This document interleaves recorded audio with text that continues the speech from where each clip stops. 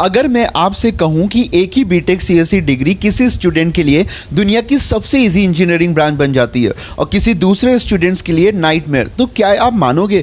Shockingly दोनों students same college में पढ़ते हैं, सेम टीचर्स होते हैं, सेम सिलेबस होता है, फिर एक स्टूडेंट 25 LPA के पैकेज और दूसरी डिग्री कंप्लीट करने के लिए बड़ी ही स्ट्रगल करता है। Why? Because B Tech CSE is not hard, but the way the students study it makes it hard. और इस वीडियो के एंड तक आपको एग्जैक्टली समझ आ जाएगा कि बीटेक सीएससी एक्चुअली इजी है या हार्ड, और किस टाइप के स्टूडेंट्स के लिए इजी होता है और किसके लिए ये टफ होने वाला है comparatively. So don't skip this video because this can completely change your engineering journey from today onwards. Hello everyone and welcome back to my channel Engineers Power। आज सोशल मीडिया पर हर जगह CSE का hype बना हुआ है। करो CSE, AI सीखो, software engineer बन जाओ, ठीक है, और लैक्स का पैकेज मिल जाएगा। लेकिन कोई ये नहीं बताता कि एक्चुअल कॉलेज लाइफ में CSE कितना डिफ़िकल्ट होती है। तो चलिए आज मैं बिना किसी हाइप के रियलिटी समझते हैं। क्या बीटेक CSE सबसे इंजीनियरिंग ब्रांच है? सबसे पहले एक मिथ क्लियर कर देते हैं आज यहाँ पे कि बहुत लोग बोलते हैं कि CSE में सिर्फ लैपटॉप चलाना होता है, मैकेनिकल और इलेक्ट्रिकल ज़्यादा हार्ड है। ये स्टेटमेंट ना हाफ ट्रू है। अगर आप फिजिकल वर्कलोड अगर फिजिकल वर्कलोड देखो तो मैकेनिकल, सिविल या इलेक्ट्रिकल में वर्कशॉप्स, मशीन्स, लैब्स और प्रैक्टिकल वर्क कंपैरेटिवली ज़्यादा होता है। लेकिन CSE का चैलेंज कंप्लीटली डिफरेंट है।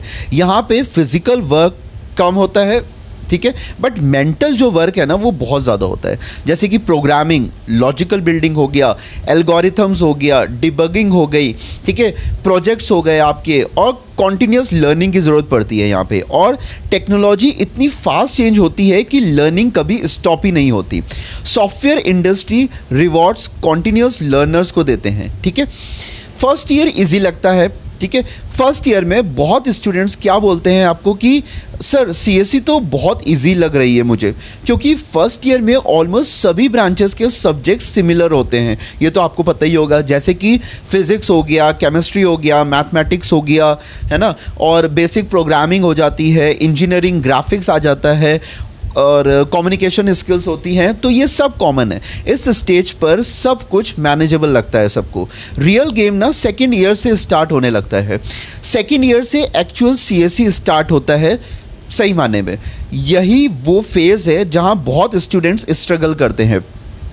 आपके सब्जेक्ट्स ऐसे होंगे जैसे कि आपको पढ़ना पड़ेगा डेटा स्ट्रक्चर्स, एल्गोरिथम्स आ जाएगा, डेटाबेस मैनेजमेंट सिस्टम जिसको DBMS कहते हैं, ऑपरेटिंग सिस्टम्स आ जाता है, कंप्यूटर नेटवर्क्स आ जाता है, ऑब्जेक्ट ओरिएंटेड प्रोग्रामिंग आ जाती है, ठीक है, और सॉफ्टवेयर इंजीनियरिंग आ जाता है as a subject. Web technologies आप पढ़ोगे, और अगर AI/ML स्पेशलाइजेशन है तो और नए सब्जेक्ट्स ऐड हो जाते हैं, ठीक है। अब दिक्कत सब्जेक्ट्स की नहीं होती है यहाँ पे। दिक्कत क्या होती है यहाँ पे? कॉन्सेप्ट्स को प्रैक्टिकली अप्लाई करने की, कोड लिखना, ठीक है, एरर्स को सॉल्व करना, और प्रोजेक्ट्स बनाना, इंटरव्यू के क्वेश्चंस को सॉल्व करना।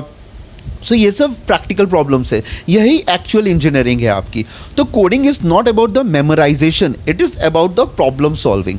अब बात करते हैं कि किस स्टूडेंट के लिए CSE इजी होता है, ठीक है। अब सबसे इंपॉर्टेंट क्वेश्चन है ये, ठीक है, किन स्टूडेंट्स के लिए CSE कंपैरेटिवली इजी होता है एज कंपैरिजन टू अदर। एक स्टूडेंट है जो डेली कोडिंग प्रैक्टिस करता है, ठीक है, रोज सिर्फ 1 या 2 घंटे। दूसरा स्टूडेंट है जो गूगल और AI टूल्स का यूज़ करके खुद प्रॉब्लम सॉल्व करता है। और तीसरा स्टूडेंट है जो कॉन्सेप्ट समझता है, सिर्फ रटने नहीं लगता है, ठीक है। और एक और स्टूडेंट है जो प्रोजेक्ट्स बनाता है, पोर्टफोलियो अपना क्रिएट करता रहता है। और एक और स्टूडेंट है जो कंसिस्टेंसी मेंटेन करता है इन सब में। Remember, small daily progress beats the last minute preparation. Very important. अब किस स्टूडेंट के लिए CSE हार्ड है यहाँ पे? अब दूसरी साइड देखते हैं किन स्टूडेंट्स को CSE बहुत ज़्यादा हार्ड लगती है, डिफ़िकल्ट लगती है।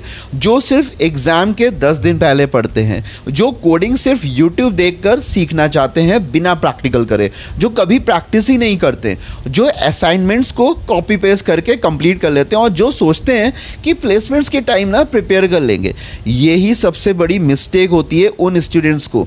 प्रोग्रामिंग एक स्किल है, और स्किल सिर्फ प्रैक्टिस से इंप्रूव होती है, कभी भी देखने से नहीं। जैसे स्विमिंग वीडियो देखकर कभी भी नहीं आप सीख सकते हो, वैसे ही कोडिंग भी सिर्फ वीडियोस देखकर कभी भी नहीं आती है। अब बात करते हैं placements make the CSE feel hard. College exams pass करना इतना डिफिकल्ट नहीं होता है, लेकिन प्लेसमेंट्स क्रैक करना ना अलग ही गेम है भाई। कंपनीज क्या देखते हैं यहाँ पे आपके कि डीएसए, प्रॉब्लम सॉल्विंग, आपके प्रोजेक्ट्स को देखते हैं, आपके इंटर्नशिप्स को देखते हैं, आपकी कम्युनिकेशन स्किल्स को देखते हैं, आपका रिज्यूम, इंटरव्यू का कैसा परफॉर्मेंस गया। अगर ये सब फाइनल ईयर में स्टार्ट करोगे तो सीएसई बहुत ही हार्ड लगने वाली है।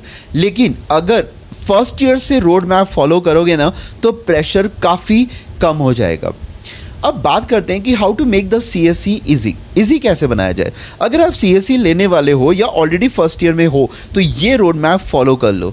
सबसे पहले कि मेंटेन 8+ CGPA, डेली कोडिंग की प्रैक्टिस करो, learn one programming language properly, जैसे कि जावा हो गई, C++ हो गया या पाइथन हो गया।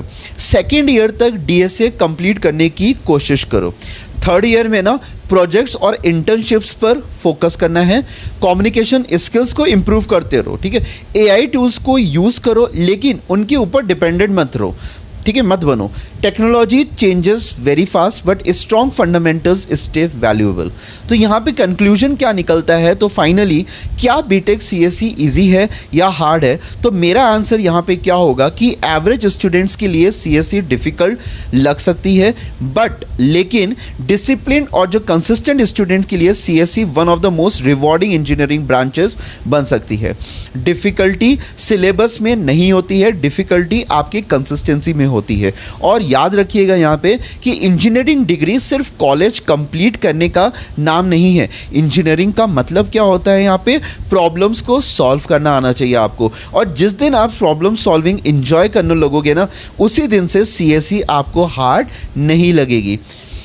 अगर आप बीटेक सीएसई लेने वाले हो या ऑलरेडी सीएसई स्टूडेंट हो तो कमेंट में ज़रूर यहाँ पे लिख देना कि कौन सी ईयर में हो और कोडिंग स्टार्ट की है कि नहीं की है। और अगर आप चाहते हो कि मैं first year to placement complete CSE road map पर डिटेल वीडियो बनाऊं तो कमेंट में लिखो कंप्लीट सीएसई रोड मैप, मैं बना दूंगा।